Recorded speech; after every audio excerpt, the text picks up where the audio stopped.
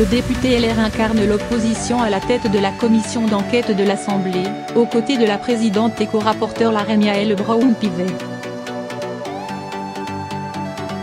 Il est de ceux qui mènent le bal des auditions pour faire la lumière sur l'affaire Benalla. Guillaume Larrivé, député Les Républicains de la première circonscription de Lyon et membre de la commission des lois, est co-rapporteur de la commission d'enquête parlementaire formée la semaine dernière en urgence. Ancien conseiller juridique de Nicolas Sarkozy, puis directeur adjoint du cabinet de Brice Hortefeux au sein de plusieurs ministères et enfin député depuis 2012, l'avocat est un habitué de la vie politique comme parlementaire. L'élu de droite a notamment été de ceux qui, dès jeudi soir dernier, réclamaient la publicité des débats contre l'avis de la majorité.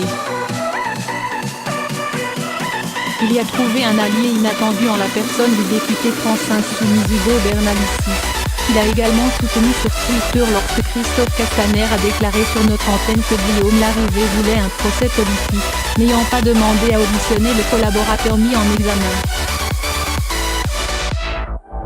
Ce à quoi le co-rapporteur a répondu « J'ai officiellement demandé dès samedi, devant la commission des lois et par une note écrite, s'agissant du parti En Marche que vous dirigez, la convocation notamment de votre collaborateur M. Crasez de vous-même ». Des propos qu'Ugo Bernalicis a dit corroborent 1000 fois. En dépit de leur profond désaccord politique. En l'espèce il s'agit d'ordre républicain et non plus de clivage partisan, a-t-il ajouté. Un duo LaREM-LR à la tête de la commission. Lors des auditions, Guillaume Larrivé officie aux côtés de la présidente de la commission des lois Yael Braun-Pivet, élue La République En Marche. Les désaccords entre les deux co-rapporteurs se sont parfois immiscés dans les séances, comme avant l'audition du directeur du cabinet du président Patrick Strozeda mardi.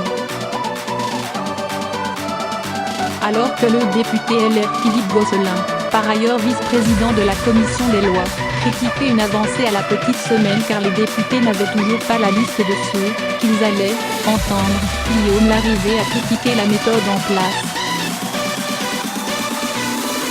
Il me paraîtrait nécessaire en termes de méthode qu'une réunion de la commission puisse se tenir, de sorte que ces questions de convocation ne soient pas traitées devant les personnes que nous entendons mais de manière formelle, notamment afin de faire état publiquement des désaccords des deux co-rapporteurs sur la liste des auditions, a-t-il suggéré, ce que la présidente a pris en note.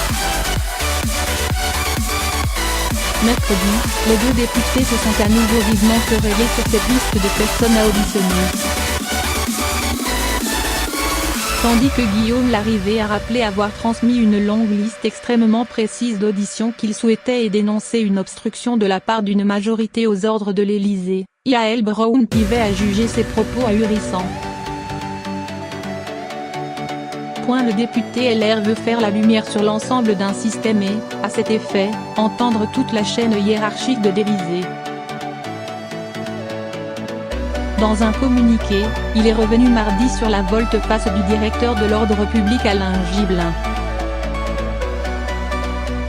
Il avait affirmé lundi lors de son audition, en réponse à Marine Le Pen, RN, qu'Alexandre Benalla avait assisté à des réunions sécuritaires durant la période où il était censé être suspendu, entre le 2 mai et le 18 mai.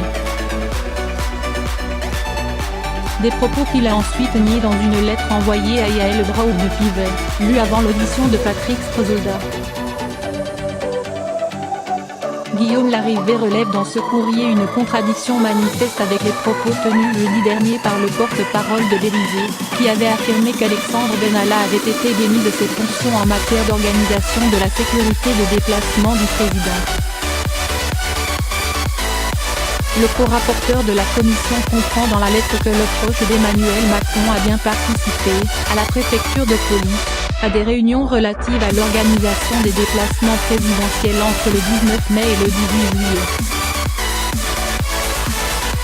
Il réclame désormais l'audition du secrétaire général de l'Élysée Alexis Kohler.